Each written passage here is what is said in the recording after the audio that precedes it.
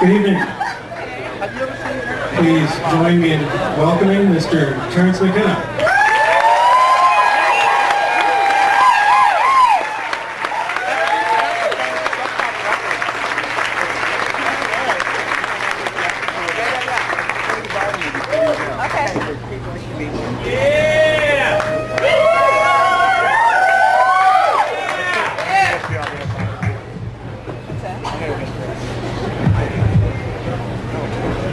How's that?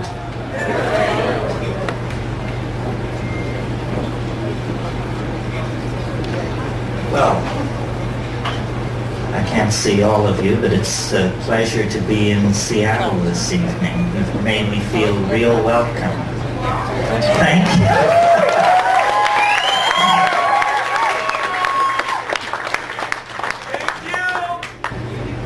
Our discussion this evening is psychedelics in the age of intelligent machines, or shamans among the machines.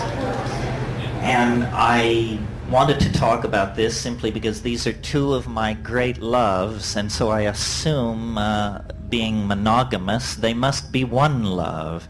So how to build intellectual bridges between these two concerns which seem so different. As far as people and machines are concerned, it was Ludwig von Bertalanffy, I think, who said in his book General Systems Theory, he said, people are not machines, but in every opportunity where they are allowed to behave like machines, they will so behave. In other words, we tend to fall into the well of habit. Though the glory of our humanness is our spontaneous creativity, we too, as creatures of physics and chemistry, of memory and hope, tend to fall into repetitious patterns. And these repetitious patterns are the death of creativity. They diminish our humanness. They diminish our individuality, make each of us somehow like cogs in some larger system. And we associate this cog-like membership in larger soulless systems with the machines that we inherit from the age of the internal combustion engine, the age of the jet engine. You know, Marshall McLuhan said we navigate our way into the future like someone driving who uses only the rear view mirror to tell them where they're going. It's not a very successful strategy for navigating into the future. So I made a number of notes on this matter of psychedelics and machines. To me, the connecting bridge, well, there are many, but the most obvious one is consciousness expansion. After all, psychedelics, before they were called entheogens, before they were called hallucinogens, before they were called psychedelics, they were simply called consciousness expanding drugs. Good phenomenological description of what they do. And certainly the technology of cybernetics is a consciousness expanding technology. It expands a different area of consciousness. The minds of machines and the minds of human beings are very different, so different that each party questions whether the other even has a mind. But in fact, what these are species of minds operating in very different domains. For instance, you can ask a 5-year-old child to go into the bedroom to the third drawer of the dresser to select a pair of black socks and to bring them to mother. This is not a challenge for a 5-year-old child.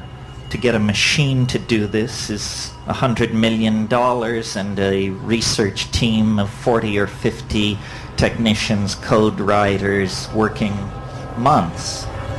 On the other hand, if you ask a person for the cube root of 750,344, much head-scratching results. A computer is utterly undaunted by that question.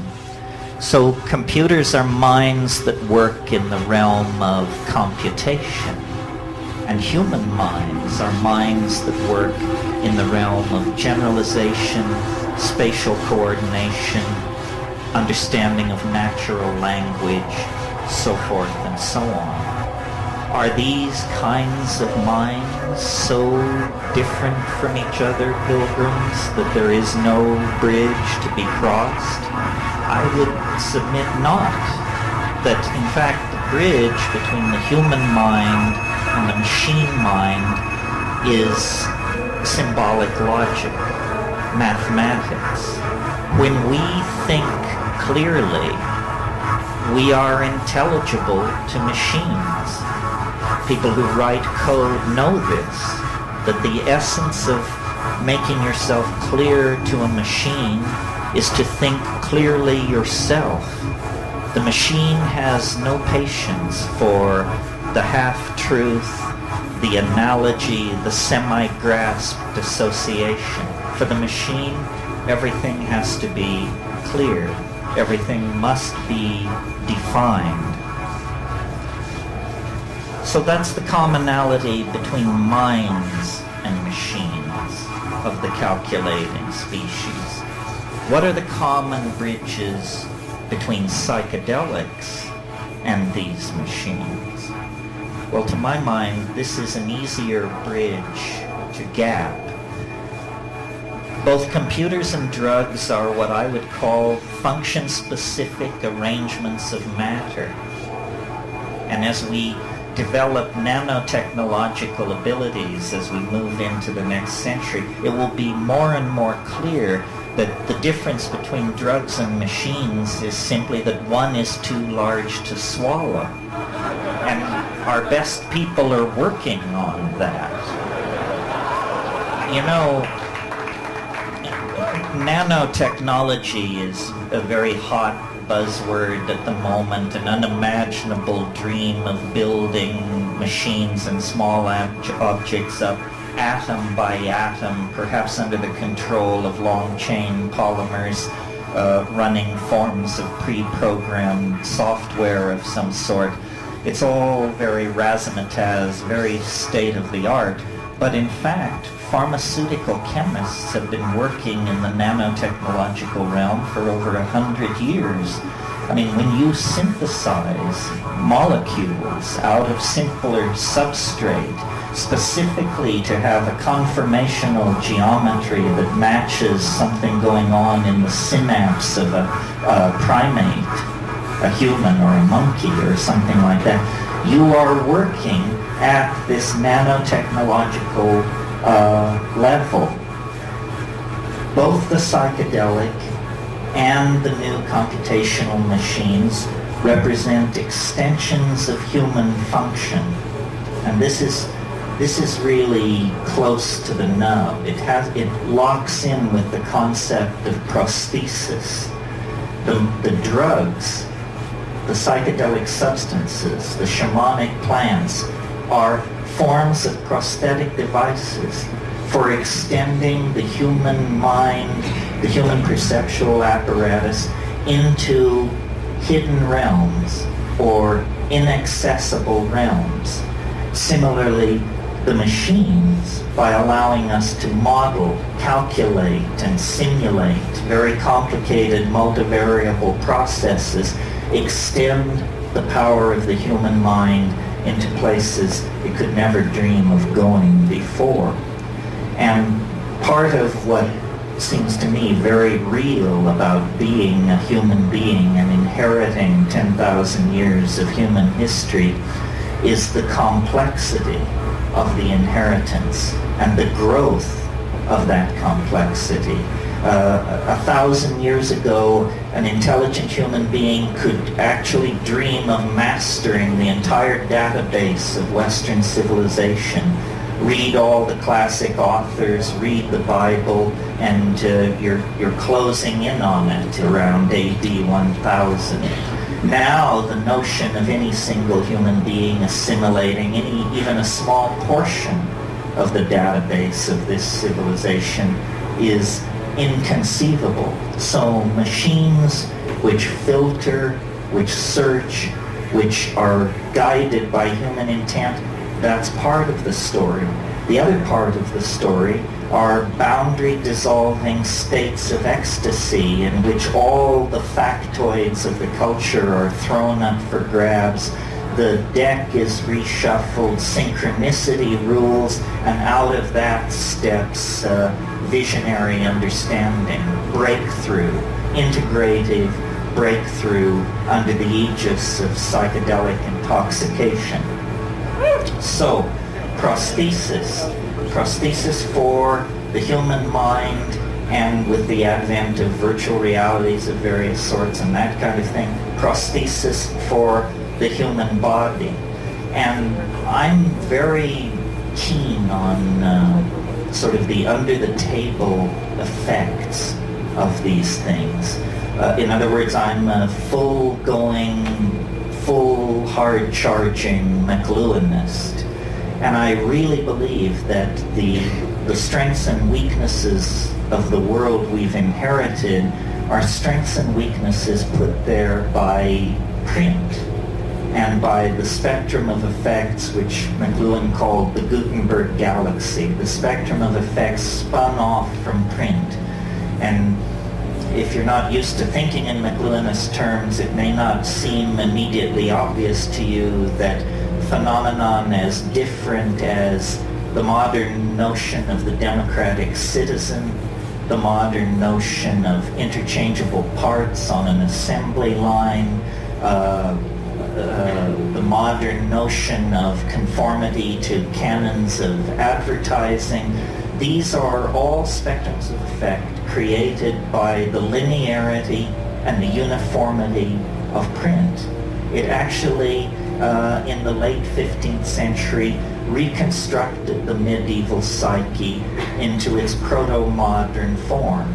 And we have lived within that print-constellated cultural hallucination for about 500 years, until the advent of various forms of electronic media in the 20th century. McLuhan talked about radio, he talked about television. He didn't really live to see the internet. The notion that keeps occurring to me as I watch all this is that print was uniquely capable of creating and maintaining boundaries more than any other form of media ever created. It was a boundary-defining form of media. It proceeded linearly. It required literacy, which had implicit in it the notion of a very stable, advanced sort of educational system. Print was a creator and a definer of cultural boundaries. And the new electronic media are not, and neither are the psychedelics. This is why I proposed in a book of mine called The Archaic Revival, the idea that the values of the archaic, of the high Paleolithic, values of community, ecstasy, relating to life through rhythm, dance, ritual, intoxication, that these values, which seem so archaic, are in fact destined to play a major role in the future as print fades.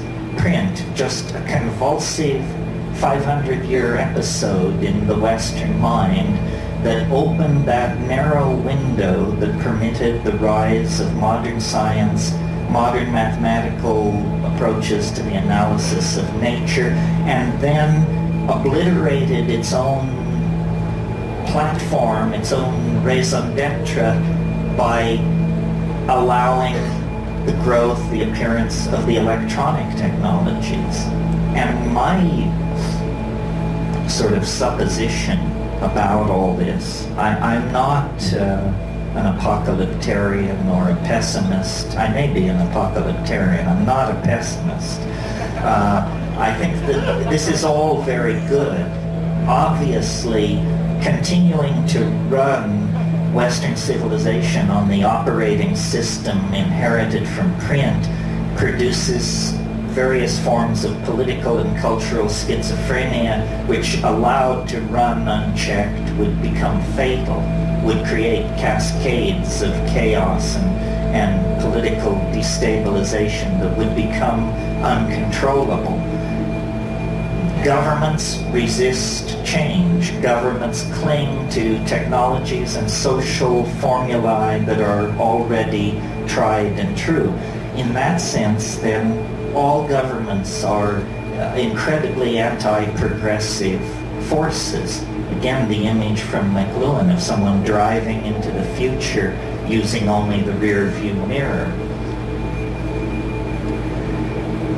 So the electronic media and the psychedelics work together in this peculiar way to accentuate archaic values. Values which are counter to the print constellated world. And when you deconstruct what that means and look at the Aboriginal or the Paleolithic or the archaic world, you see that the central figure in that world is the shaman, male or female, the shaman. And the shaman is like a designated traveler into higher dimensional space. The shaman has permission to unlock the cultural cul-de-sac of his or her people and go behind the stage machinery of cultural appearances and has permission, collective permission, to manipulate that stage machinery for purposes of healing. We have no institution like this. I mean, we have advertising, we have rock and roll stars, we have cults of celebrity, we have things which are shaman-like, but we have no real institution that permits human beings, in fact encourages human beings to go beyond their cultural values, to burst through into some transcultural superspace, forage around out there and bring new means back into the tribe. To some degree our artists do this, to some degree our scientists do it, but it's all hit and miss. It's all willy-nilly, and once achieved, it must be swept under the rug in the service of the myth of method, that somebody was following somebody else's work,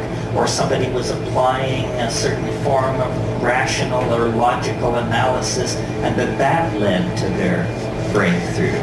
If you've read Thomas Kuhn's book on the structure of scientific revolution, you know, this is all lies and propaganda. The real story of science is that it's a series of revelations brilliantly defended by people whose careers depended on the brilliant defense of those revelations. One of the best kept secrets of the birth of modern science is that it was founded by an angel, that the young René Descartes was whoring and soldiering his way across Europe as a 21-year-old in the Habsburg army, and one night in the town of Ulm in southern Germany, he had a dream. Strange that this would be the birthplace of Albert Einstein some 200 years later. But Descartes had a dream, and an angel appeared to him in the dream, and the angel said, "The conquest of nature is achieved through measurement and number." And he said, "I got it. Modern science. I'll go do it." And he did. He did. And that was the method for over 250 years of the conquest of nature. And it leads us, to the Josephson Junction, the Mars Global Surveyor, long base interferometry that searches nearby stars for Earth-like planets. It brings us the entire cornucopia of scientific effects, but an angelic revelation disguised as a logical philosophical breakthrough.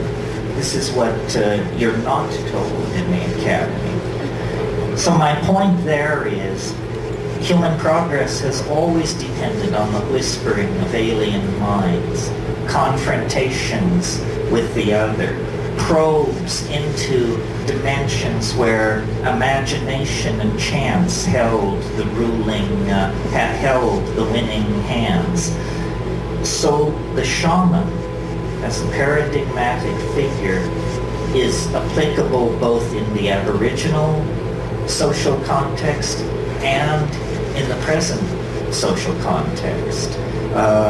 The Skywalker, the one who goes between, the one who passes outside of the tribe and then returns with means, insights, cures, designs, glossolalia, technologies, and re-fertilizes the human family by this means. It's irrational, but it's how it actually happens, and it's how it's always happened, and it may very well be the only way that it can happen. This cultivation of the irrational, this flirtation with the breakdown of boundaries. So now, in our nuts and bolts technological progress, we have somehow created technologies which are very friendly to our social values, in that these technologies can be bought, sold, licensed, upgraded, all things which we understand. But these technologies are acting on us in the same way that psychedelic drugs do, but more profoundly, more generally, and more insidiously, because their effect is not understood, or if it is understood, it's not discussed. And so in a way we have come into a kind of post-cultural phase. All culture is dissolving in the face of the drug-like nature of the future. Its music, its design, indeed the very people who will inhabit it appear to be the most switched on, the most chance-taking, the most alive of the entire tribe. People who feel the beat, people who are not afraid to take chances, people for whom these technologies have always been very natural. Machines are central to the new capitalism, the information transforming technologies. And in fact, one of the strange things that is happening is every move we now make in relationship to the new technologies redefines them at the very boundaries where their own developmental impetus would lead them toward a kind of independence. In other words, we talk about artificial intelligence. We talk about the possibility of an AI coming into existence, but we do not really understand to what degree this is already true of our circumstance. In other words, how much of society is already homeostatically regulated by machines that are ultimately under human control, but practically speaking are almost never meddled with. The world price of gold, the rate of petroleum extraction and other base natural resources, how much of these things is on the high seas and in the pipeline at any given moment, how much electricity is flowing into a given electrical grid at any moment, the distribution and the billing of that electricity. All manufacturing and inventory processes are under machine control. So in other words, the larger flows of energy, capital, and ideas already have a kind of autonomous life of their own that we encourage because it makes us money, it makes our lives smoother, it empowers us. It's a symbiotic relationship of empowerment. Even in the matter of the design of these machines, once, human engineers would work from a set of performance specs, and they would design a chip to meet those specs, and the architecture would be put in place by human engineers. Now a machine is told, here are the design specs, design the architecture to satisfy the specs, and when that is done, the chip is manufactured. The actual design of the thing is in the hands of machines. So these machines are, McLuhan once said of human beings, he said, we are the genitals of our technology. We exist only to improve next year's model. Well, appears that they're phasing us out of this ignominious role as well as every other role. Oh, let's see here. So being an optimist, that's where I was, yes. How to make gold out of this situation. In other words, how to see this as a natural and positive unfolding of the planetary adventure. And for some of these ideas, I'm indebted to Michael DeLanda, who wrote a book called 1,000 Years of Non-Linear History, and I highly recommend it. He didn't say what I'm about to say. I'll take credit and blame for it, but the book gave me the idea. When you stand off and look at human beings and their technologies, it's very hard not to notice that from the very moment that we have a technology that can be distinguished from chimpanzees pushing grass stems down anthills or digging with sharpened bones or something like that. The minute you get past that, our technologies have always involved the materials of the earth.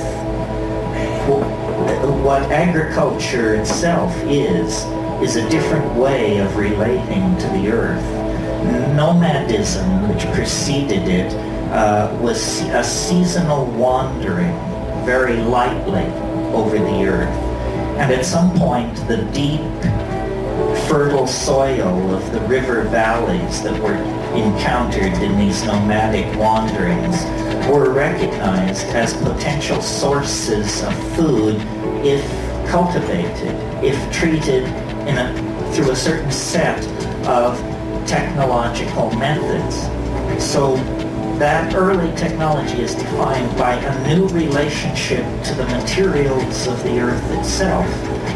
And it's quickly followed because agriculture is so successful as a strategy for food production.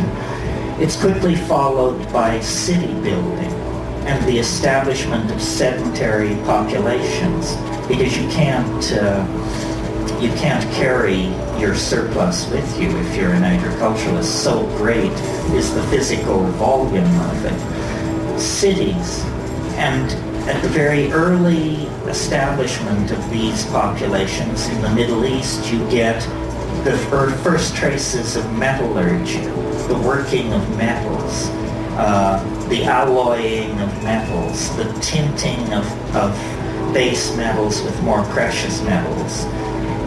This process of ever more finely refining and fabricating the materials of the earth proceeds in an unbroken series of processes and steps right up to the latest 500 hertz chip or megahertz chip.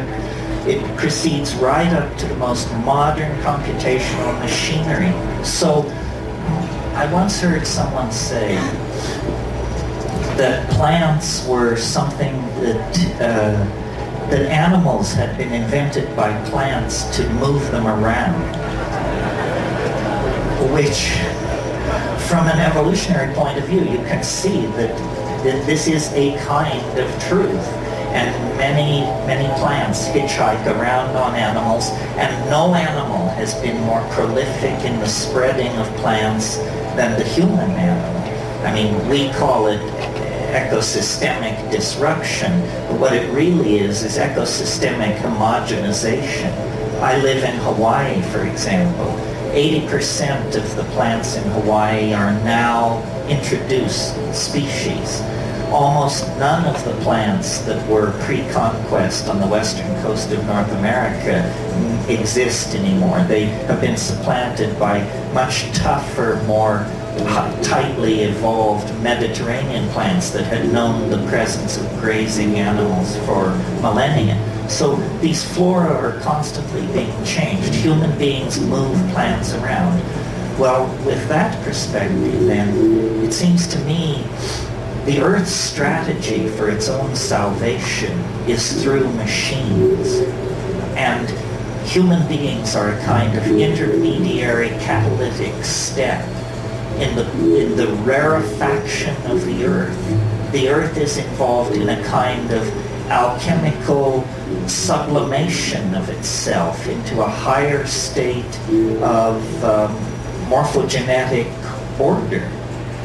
And that these machines that we build are actually the means by which the Earth itself is growing conscious. You know, if you study embryology, you know that the final ramification, the final spread and thinning out of the nervous system happens very suddenly at the end of fetal development. And I don't know if you've been paying attention, but in the last 10, 12 years or so, a very profound change has crept over our household appliances. They've become telepathic. So while we were arguing about the implications of the internet for e-commerce or what have you, all of these passive machines, previously used for playing Pong and word processing, became subsets of a planetary node of information that is never turned off, that endlessly whispers to itself on the back channels, that is endlessly monitoring and being inputted data from the human world. And we should know, because concomitant to the development of all this technology, chaos theory, non-equilibrium thermodynamics, the work of Eric Jauch, Amelia Prigozhin, and Ralph Abraham, and Stuart Kauffman, all these people who worked in complexity theory and perturbation of large-scale dissipative structures, these people have secured that complex systems spontaneously mutate to higher states of order. This is counterintuitive if you're running physics 19th century style as your OS, but if you're actually keeping up with what's going on, there is nothing miraculous about this. All kinds of complex systems spontaneously mutate to higher states of order. But what it really means is that we are in the process of birthing some kind of strange companion. You know, Nietzsche 100 years ago said, "That strangest of all guests now stands at the door." He was speaking of nihilism. And certainly the 20th century sat down, had the party, drank the booze, and went to bed with nihilism. But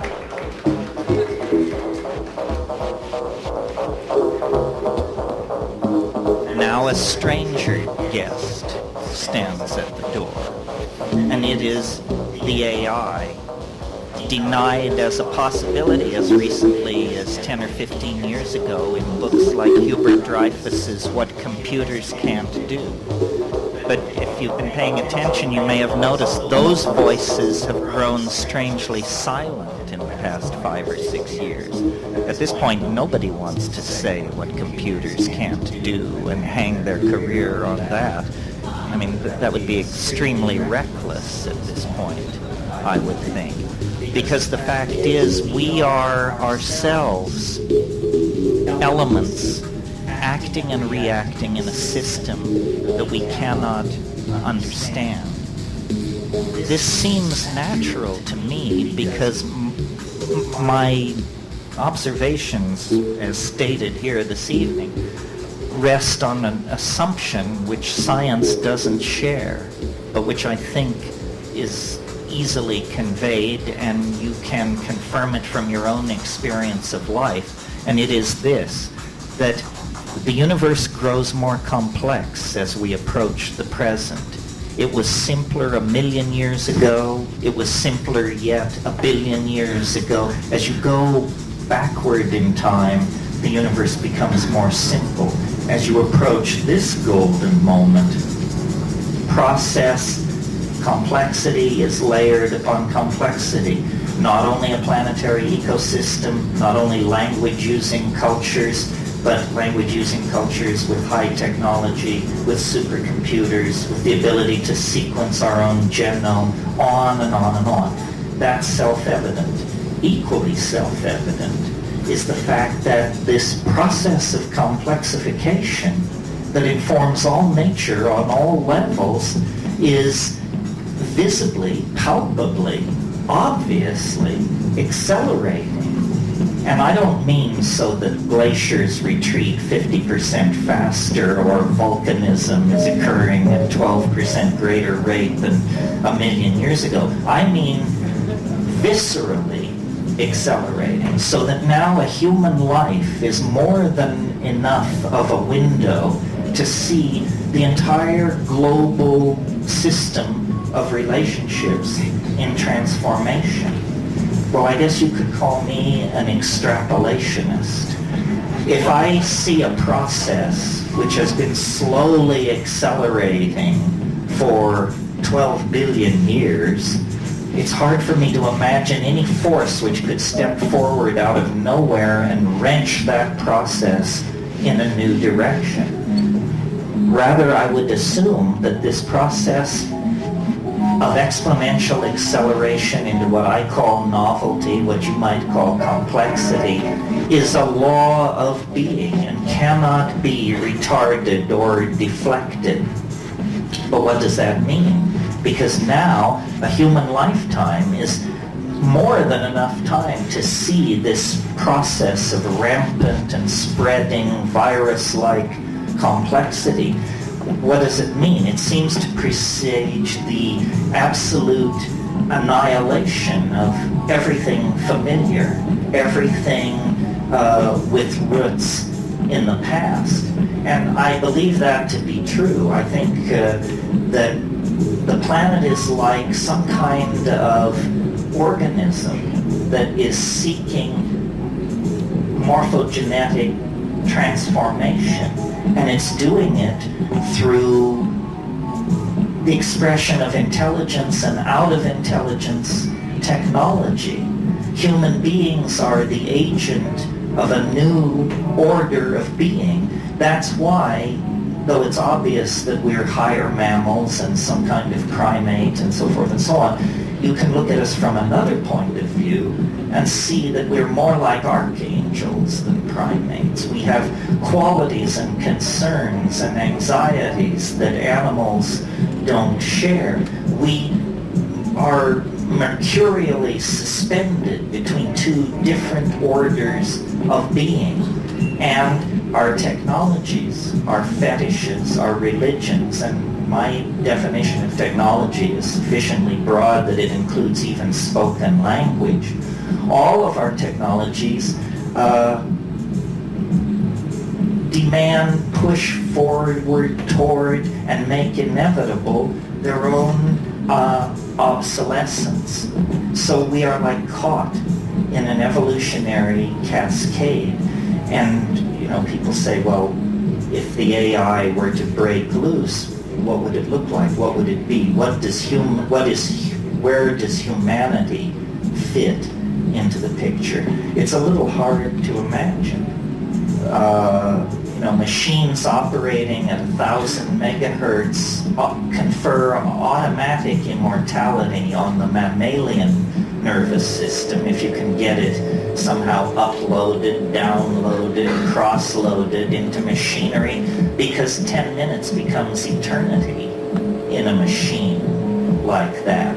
So a kind of false or pseudo-immortality opens up ahead of us as a kind of payoff for our devotion to the program of machine evolution and machine intelligence. Now, some people say this is appalling and, we should go back to the good old days, whatever the good old days were.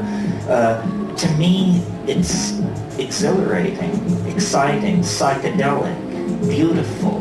It means that the human form, the human possibility is in the process of leaving history behind.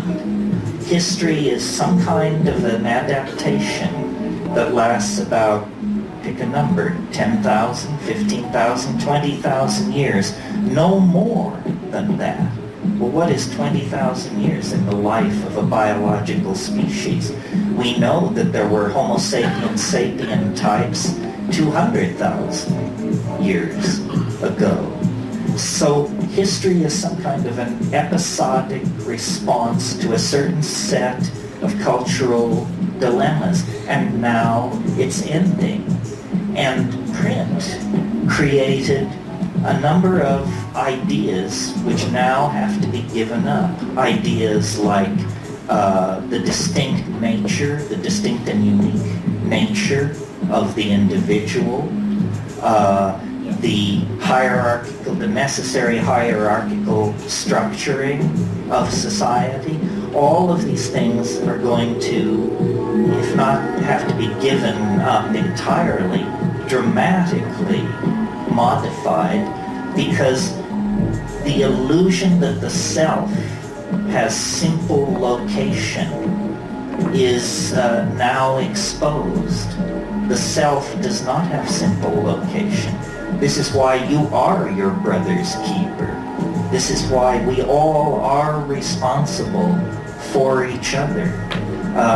The idea that what happens in distant parts of the world makes no claim on my moral judgment or my moral understanding is wrong.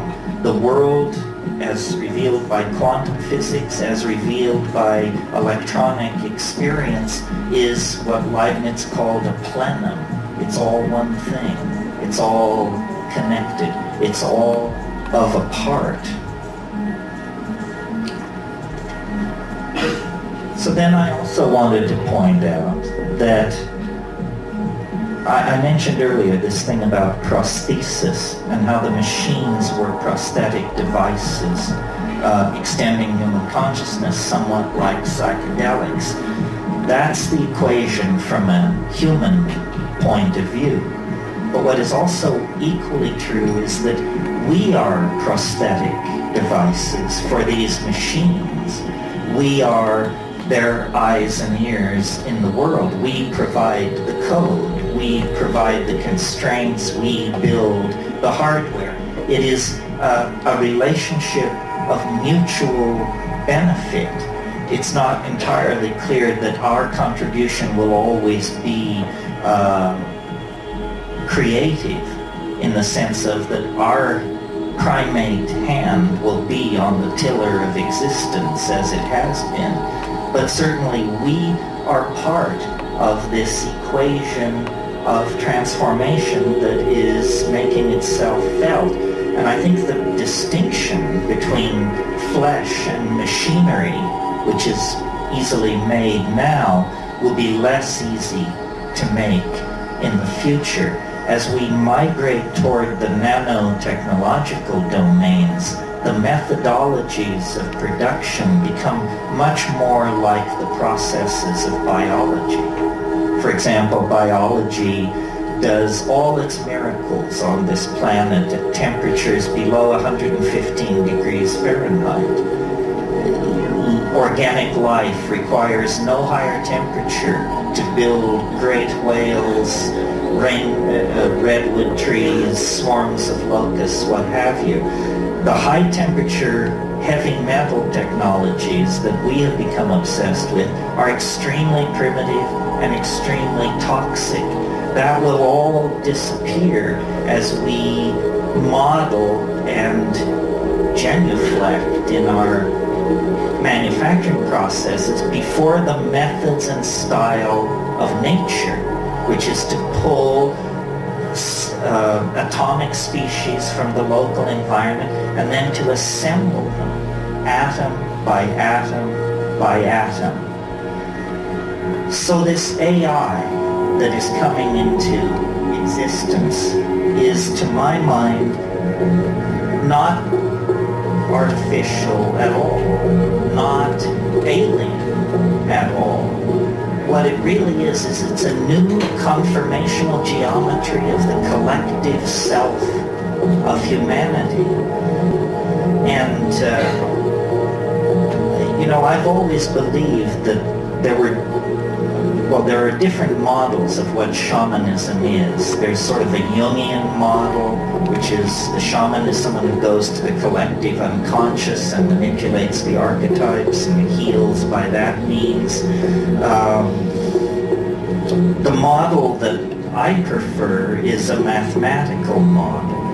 The shaman is someone who simply, through extraordinary perturbation of consciousness, either through taking plant hallucinogens or manipulating diet or through flagellation, an ordeal, or by some means, perturbs consciousness to the point where the ordinary conformational geometries are blasted through, and then the shaman can see into the culturally forbidden zones of information. And if you think about shamanism for a moment, what do shamans do? Classically, they know where the game has gone. They are great weather prophets. They are very insightful in the matter of various small domestic hassles, like who stole the chicken, who slept with the chief's wife, this kind of thing. And they cure.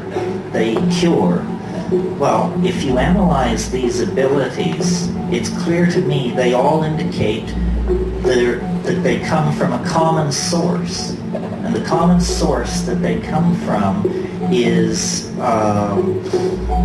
higher dimensional perception, in a mathematical sense, not a metaphorical sense, in the sense of 4D perception. If you could see in hyperspace, you could see where the game will be next week. You could see the weather a month from now. You would know who stole the chicken.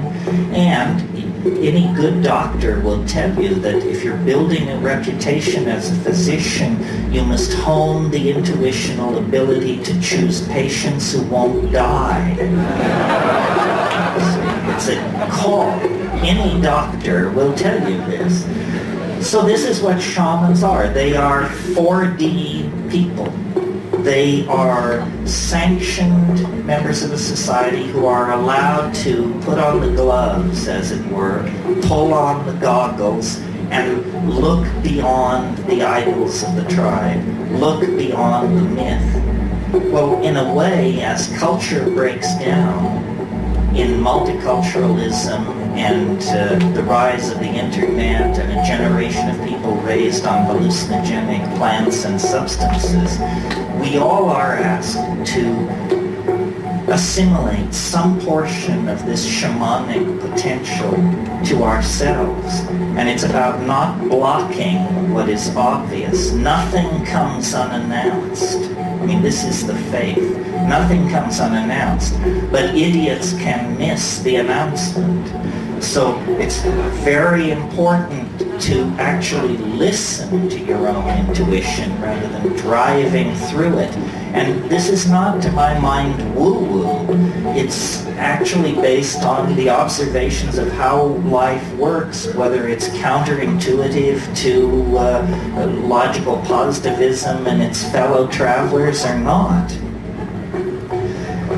Then I want to leave you with just one last thought on all of this, which is, and this sort of harks back to the question of the similarities between the machines and the plants. And it's I'm sure you've heard this, I've heard it, it has different levels of being said and being heard. It's that the world is actually made of language. It isn't made of electrons and fields of force and scalar vectors and all of that fancy stuff. The world is made of language. The word is primary, more primary than the speed of light, more primary than any of the physical constants that are assumed by science to be the bedrock of reality. Below that, surrounding and enclosing all those constructs of science is language, the act of signifying. And, virtual reality is a very sexy, new sort of concept as normally presented. Machine-sustained immersive realities that trick your senses into believing you're in a world that you are in fact not in. But in fact, the entire enterprise of civilization has been about building these virtual realities. The first virtual realities were at Ur and Shanadar and Çatalhöyük and Jericho. Yes, stone and adobe is an intractable material compared to photons moving on a screen. But nevertheless, the name of the game is the same, which is to cast an illusion between man and reality, to build a cultural truth in the stead of the natural truth of the animal body and the felt moment of immediate experience. And this is where I want to tie it up with this notion of the felt presence of immediate experience. This transcends the culture, the machines, the drugs, the history, the momentum of evolution. It's all you will ever know and all you can ever know. It's the felt presence of immediate experience. Everything else arrives as rumor, litigant, advocate, supposition, possibility.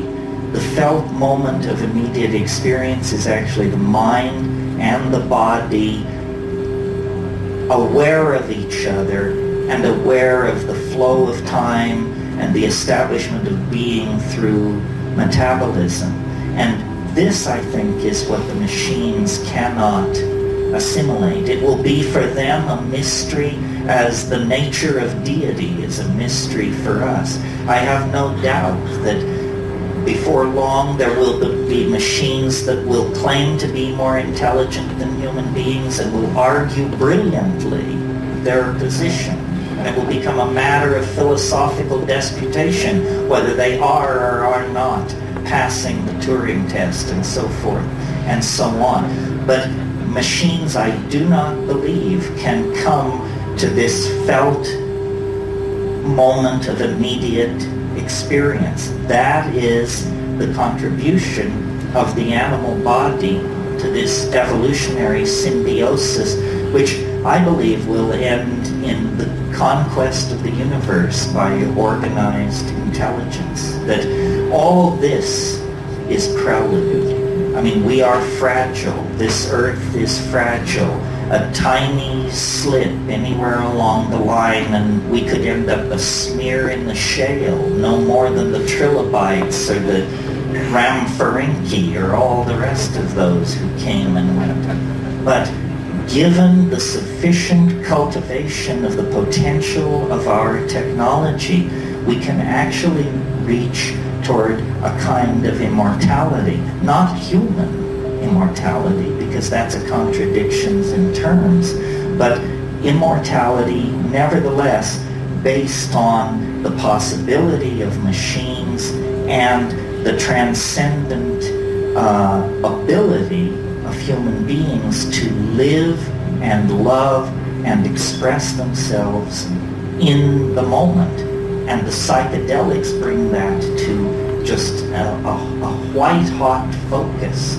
And it's out of that white-hot focus that the alchemical machinery of transformation will be forged. And it will not be like the things which have come from the industrial economy. They will not be profane machines. They will be spiritual machines, alchemical gold, the universal panacea that Renaissance magic dared to dream of at the end of the 16th century.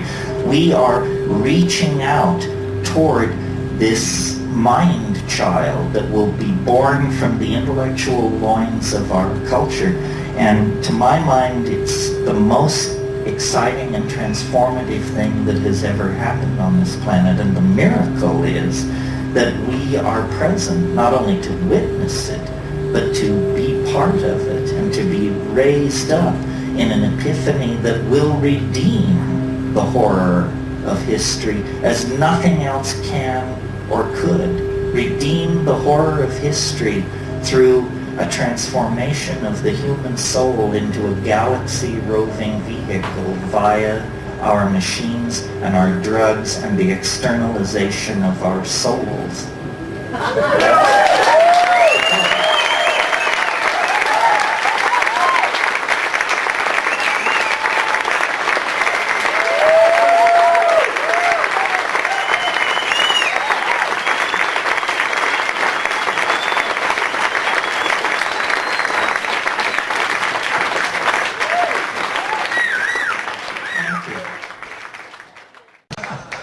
Are there questions? Yes.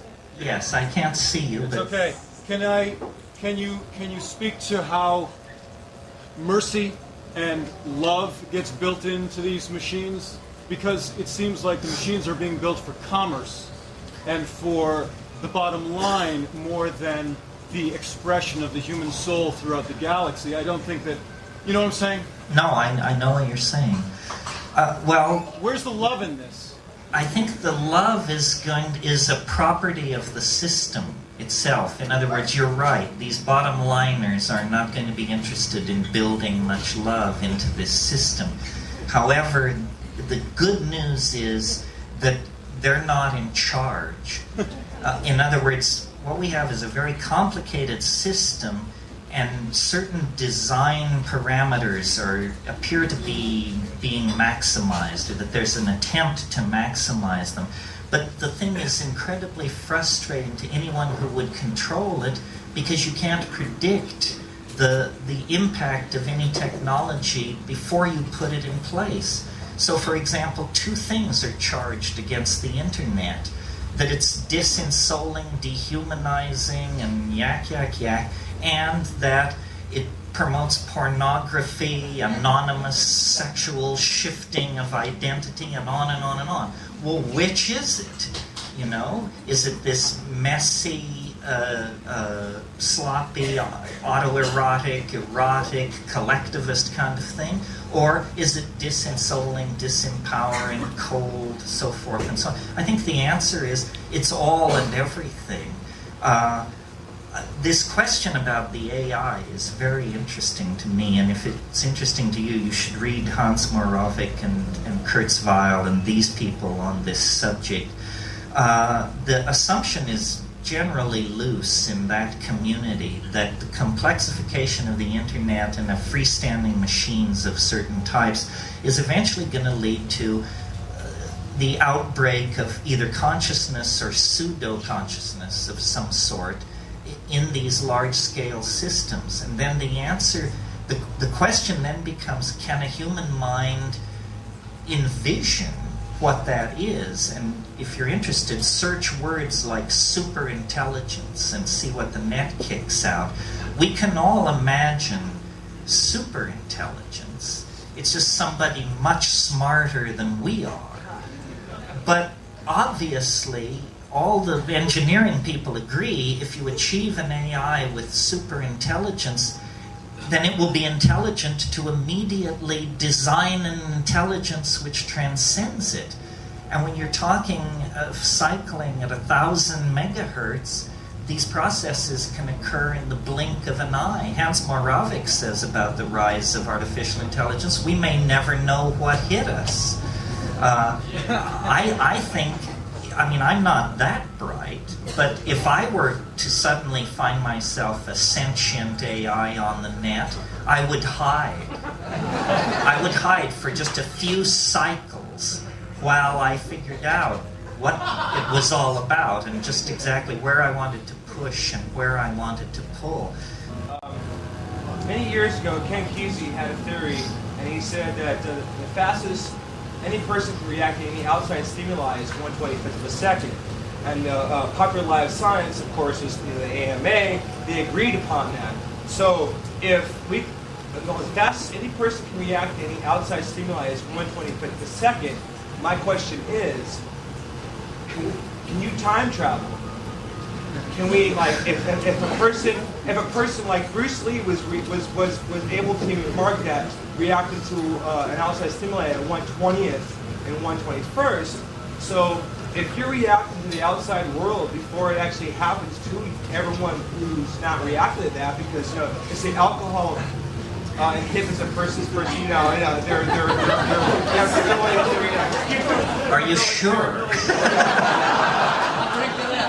First of all, there is this research, and I'm not a neurophysiologist, but you've probably all heard this research that seems to show that you actually make decisions before your conscious ego is aware that the decision has been made, that there's a slight time lag. So when you think you're making certain kinds of decisions, brainwave studies show it's already a done deal.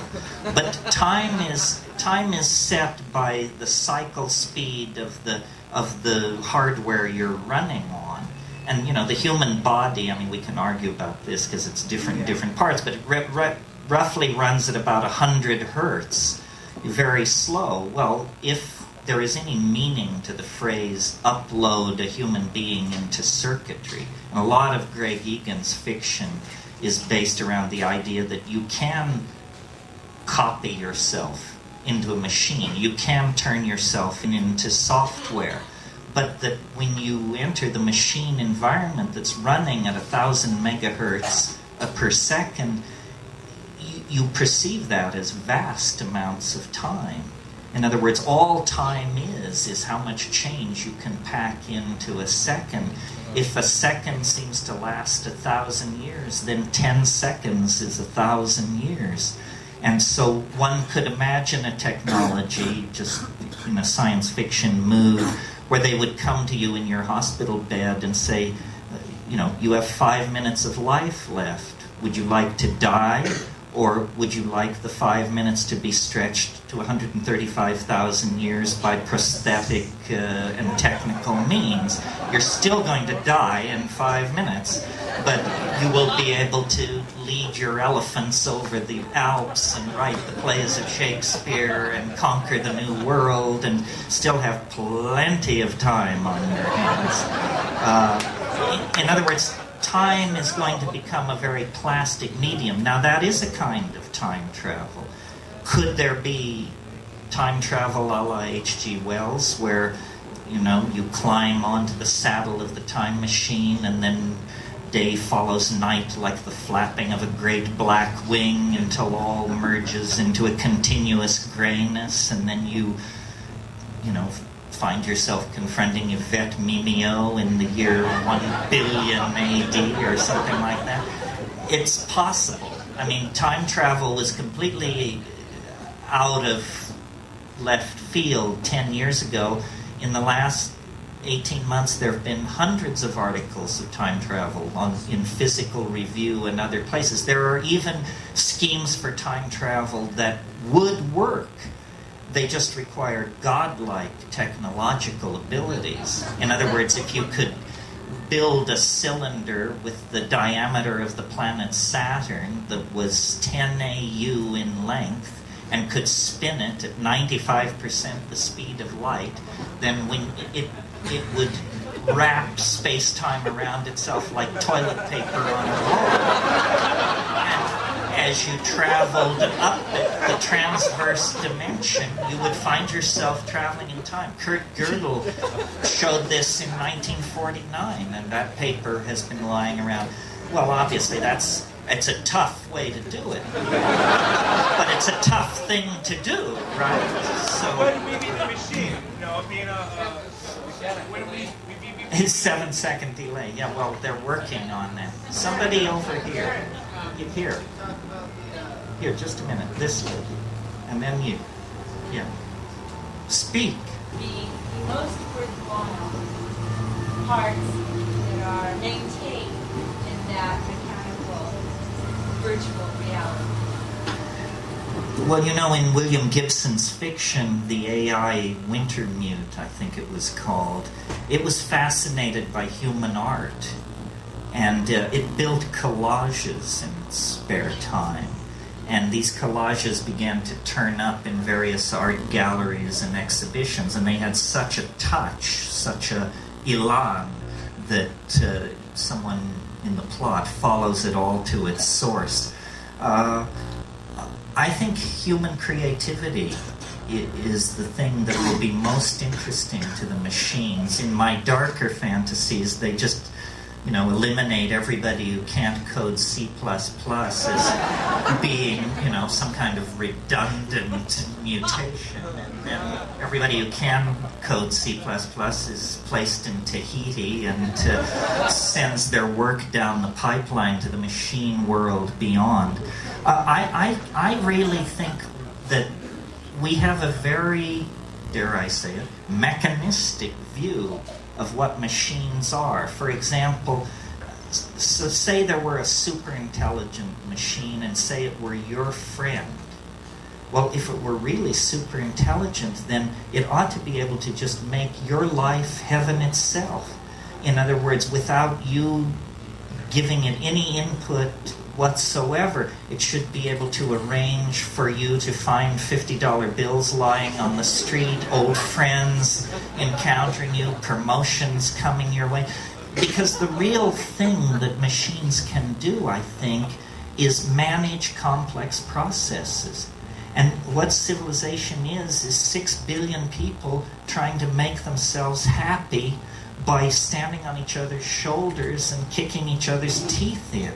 It's not a pleasant situation. And yet, you can stand back and look at this planet and see that we have the money, the power, the medical understanding, the scientific know-how, the love, and the community to produce a kind of human paradise. But we are led by the least among us, the least intelligent, the least noble, the least visionary. We're led by the least among us, and we do not fight back against the dehumanizing values that are handed down as control icons. This is something, I don't really want to get off on this tear because it's a lecture in itself, but culture is not your friend.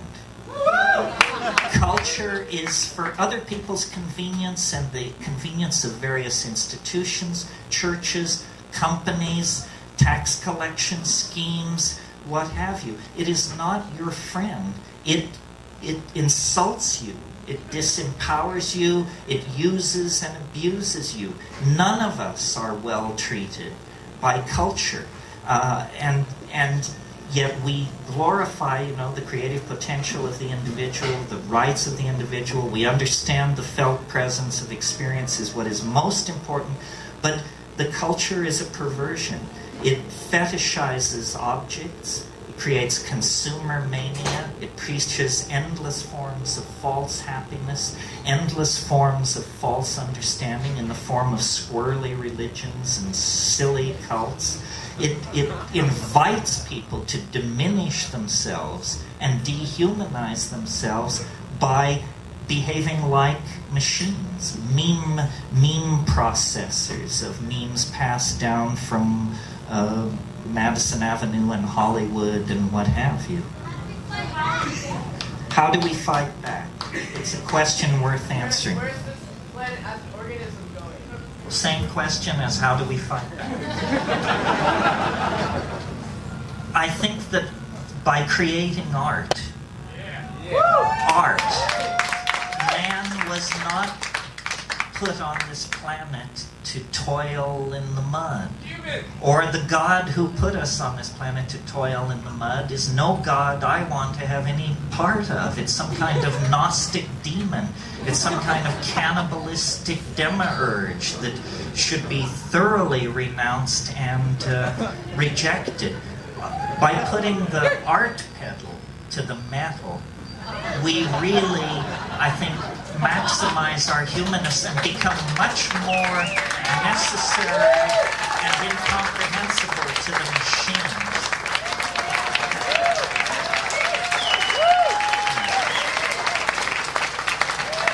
This is what people were doing up until the invention of agriculture. I mean, I'm absolutely convinced that the absence of ceramic and textual material and so forth and so on does not indicate the absence of subtle minds, poetically empowered minds, minds with an incredible sense of humor and irony and community, and that it was the fall into history that enslaved us to the labor cycle, to the agricultural cycle. And notice how fiendish it is.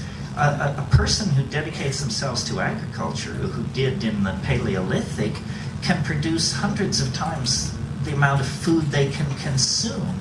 Well, so why would anyone do that? Well, the answer is because you can use it to play power games. You know, you can trade it for wives or land or animals or something like that. And so living in the moment, creating art, probably largely through poetry and body decoration and dance, gave way to toil and predatory social forms of behavior, which we call commerce, capitalism, the market economy, so forth and so on.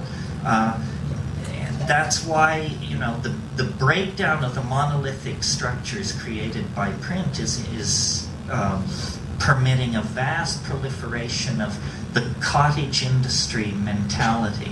The self-employed artist, the hacker who stays home and develops his or her software, people who dare to be independent and slip beyond the reach of these dinosaur-like mechanistic organizations. That's what it's all about. It's all about trying to create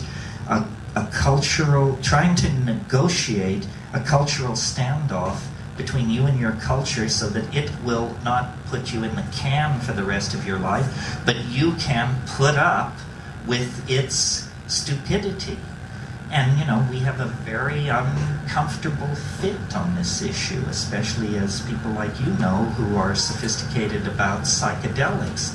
I mean, this is a society, a world, a planet dying because there is not enough consciousness, because there is not enough awareness, enough coordination of intent to problem.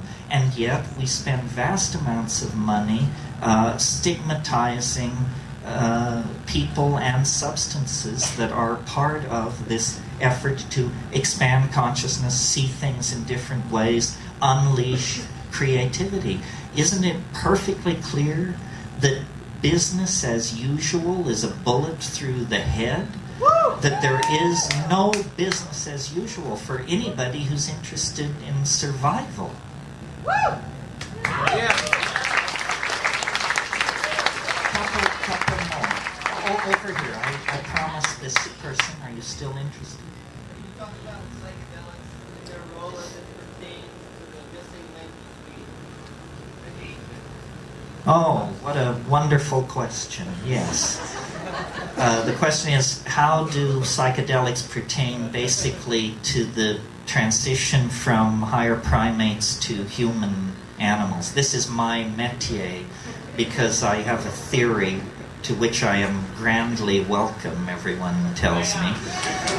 But a theory of evolution, and I'll give it to you very briefly. It's simply this, that the great embarrassment for evolutionary theory, which can explain the tongue of the hummingbird, the structure of the orchid, the mating habits of the groundhog, and the migration of the monarch butterfly.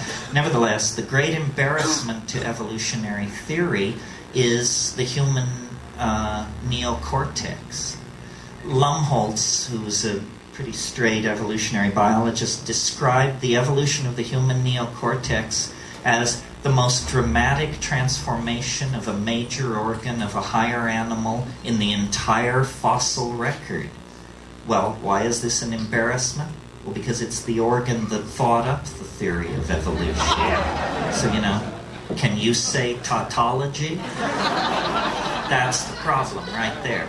So, it is necessary in evolutionary theory to account for the dramatic emergence of the human neocortex in this very narrow window of time. Basically, in about 2 million years, they went from being higher primates, hominids, to being true humans, as truly human as you and I tonight.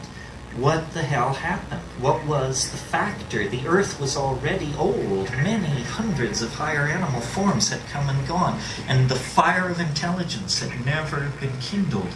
So what happened? I think that the answer lies in diet, generally, and in psychedelic chemistry in particular. I think that as the African continent grew drier, we were forced out of the ecological niche we had evolved into, which was we were canopy-dwelling primates, insectivores, complex signaling repertoire, evolutionary dead end. But when we came under nutritional pressure, we were flexible enough, and this is the key to humanness at every stage of its development, our maddening flexibility. Other animal and plant species can't react. We can. Our flexibility, we began to experiment with a new kind of diet and to leave the trees and explore the new environment of the grassland. And evolving concomitantly in the grassland were various forms of ungulate animals, double-stomached animals whose manure is the ideal medium for mushrooms, coprophytic mushrooms, dung-loving mushrooms, many of whom produce psilocybin. Well, I myself in Kenya have seen baboons spreading out over a grassland and noticed that their behavior is they flick over old cow pies. Why? Because there are beetle grubs there. So they already had a behavioral vector for nutrition, for protein, that would lead them to investigate the cow pies. Well, in the Amazon, after a couple of days of fog and rain, these psilocybin mushrooms, Stropharia cubensis, can be the size of dinner plates. I mean, in other words, you can't miss it. If you're a foraging primate, you can't miss it. And the taste is pleasant.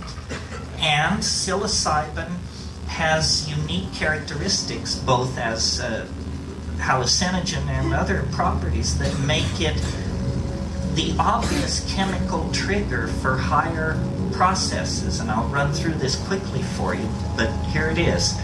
In very low doses where you wouldn't say you were stoned or loaded or anything like that, but just in doses you might obtain by nibbling as you foraged, it increases visual acuity. In other words, it's like a technological improvement on your vision.